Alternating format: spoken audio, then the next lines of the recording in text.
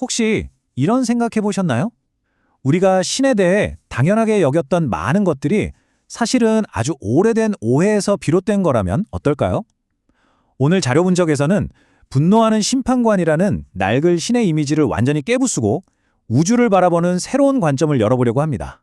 자, 그럼 이 도발적인 질문으로 한번 시작해 볼까요? 신은 정말 우리가 끊임없이 무언가를 바쳐서 달래야만 하는 그런 분노한 심판관일까요? 사실 이 생각은 수천 년 동안 인류의 마음속에 아주 깊이 자리 잡았던 가장 원초적인 종교적 개념 중 하나였죠. 그런데 오늘 저희가 살펴볼 자료는요, 바로 그 생각이 신에 대한 모욕이라고까지 말합니다. 지금부터 신을 이해하는 완전히 새로운 틀을 여러분과 함께 열어보겠습니다. 첫 번째로 이 낡은 생각들부터 한번 제대로 깨부숴보죠. 신화에나 나올 법한 변덕스러운 신과 이 자료가 제시하는 우주적 존재가 얼마나 다른지 직접 한번 비교해보겠습니다. 자, 이 표를 보시면 오늘 이야기의 핵심이 딱 보입니다. 왼쪽은 우리가 흔히 상상하는 인간처럼 화내고 질투하고 뭔가를 요구하는 그런 신의 모습이죠. 반면에 오른쪽은 이 자료가 제시하는 우주 아버지라는 개념인데요. 완벽하고 절대 변하지 않으며 인류를 질투하는 게 아니라 인류를 위해서 질투하고 일관된 우주 법칙에 따라 움직이는 영원한 사랑의 부모라는 겁니다. 완전히 다르죠? 이 자료가 희생이나 고행으로 신의 마음을 돌리려는 생각을 얼마나 강력하게 거부하는지 보세요.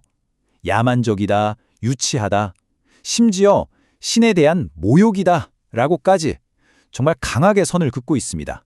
그렇다면 분노하는 신이 아니라면 대체 신의 진짜 모습은 뭘까요? 두 번째 부분에서는 바로 그 불변하고 사랑이 넘치는 성품에 대해 좀 더 깊이 들어가 보겠습니다. 이 문장을 보면 정말 명확해집니다. 분노하는 신이라는 개념을 아주 직접적으로 반박하고 있어요. 그러니까 진노나 분노 같은 인간적인 감정은 신의 완벽한 본성과는 아예 관련이 없다는 거죠. 여기서부터 완벽하고 은혜로운 신의 진짜 모습이 그려지기 시작하는 겁니다. 좀 더 구체적으로 들어가 볼까요? 이 자료에 따르면 우주 아버지는 우리가 흔히 인간적인 결함이라고 생각하는 감정들을 전혀 경험하지 않습니다. 피조물을 질투하거나 진노하고 자기가 한 일에 대해 후회하거나 슬퍼하는 일 같은 건 없다는 거죠. 핵심은 이거예요. 신은 인간이 가진 감정의 한계를 아득히 초월한 존재라는 겁니다. 근데 여기서 딱 이런 질문이 떠오르죠. 창조주가 그렇게 완벽하다면 왜 우리가 사는 세상은 이렇게 불완전하고 고통스러울까요? 이 명백해 보이는 모순에 대해 자료가 제시하는 아주 독특한 설명을 한번 들어보시죠. 와, 이 자연에 대한 정의가 정말 흥미롭지 않나요? 무슨 우주적인 공식 같아요. 자연이란 파라다이스라는 절대적인 완벽함을 아직 미완성인 우주의 불완전함으로 나눈 결과물이다. 그러니까 완벽한 원본의 그림자가 불완전한 현실에 비친 상태, 그게 바로 자연이라는 거죠. 이게 좀 추상적이니까 이렇게 한번 비유해보면 어떨까요? 세상에서 가장 완벽한 설계도가 있는데 이걸 아직 경험이 부족한 기술자들이 불완전한 재료를 가지고 짓고 있는 거예요. 설계도는 완벽하지만 결과물은 어쩔 수 없이 흠이 있을 수밖에 없겠죠. 그렇기 때문에 이런 결론이 나오는 겁니다.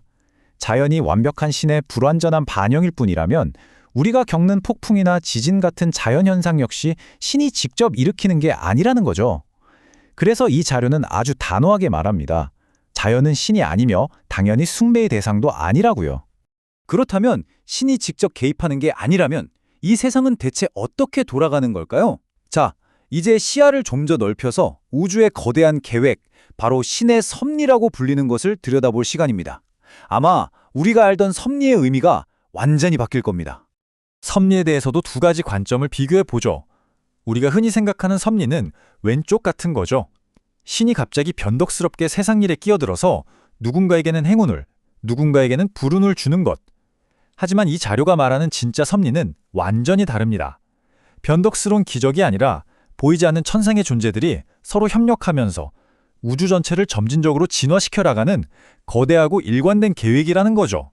그리고 정말 놀라운 건 이 거대한 우주적 계획이 바로 우리 한 사람 한 사람에게도 적용된다는 점이에요. 자료에 따르면 우리의 삶은 그냥 한 번 살고 끝나는 게 아니라 목적지를 향한 장대한 여정의 시작점입니다. 지금 우리가 필사자로서의 삶을 살고 그 이후에 아주 긴 영적 성장과 훈련의 여정을 거쳐서 최종 목적지인 파라다이스에 도달하게 된다는 거죠. 그리고 거기서 끝이 아니라 또 다른 미래의 임무를 위해 계속 성장해 나간다는 정말 어마어마한 계획을 제시합니다. 자, 이제 거의 다 왔습니다. 흩어져 있던 조각들을 하나로 모아서 이 거대한 그림을 완성해 볼까요? 지금까지 우리가 어떤 낡은 신화들을 깨뜨렸는지 핵심만 다시 한번 정리해 보겠습니다. 핵심 요약입니다. 첫째, 신은 분노하는 심판관이라는 신화가 깨졌습니다. 새로운 현실은 신은 진노라는 감정 자체가 없는 불변하는 사랑의 아버지라는 겁니다. 둘째, 자연이 신의 완벽한 모습이라는 신화도 깨졌죠. 실제로는 아직 진화 중인 우주 속의 불완전한 반영일 뿐입니다.